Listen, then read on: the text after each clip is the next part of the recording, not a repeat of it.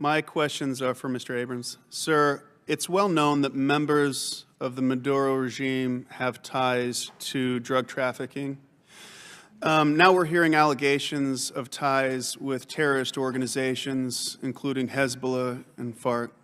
Can you walk me through the nature of those ties and what kind of concern that poses to the U.S. security?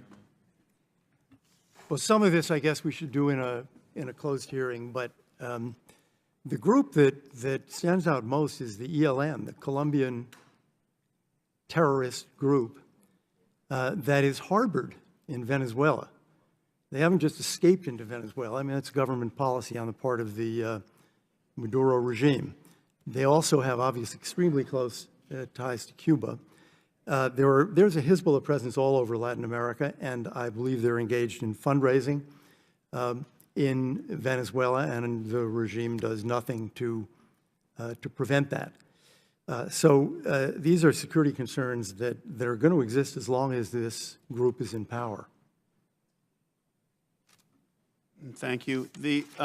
Is there concerns about the safety and security of U.S. diplomats and contractors? And do you know of any steps being taken to assure that they're safe? Well, there are a lot of Americans in Venezuela. The number of official Americans is small, but there are a lot of American citizens who live there. Unfortunately, we have very limited ability to protect them.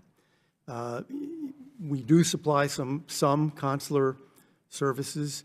Every couple of days, we may give out an emergency passport to an American, but the staff size is limited and our ability to protect people is limited. And so we rely on the regime, actually, which controls the guns, to make sure that no harm comes to Americans.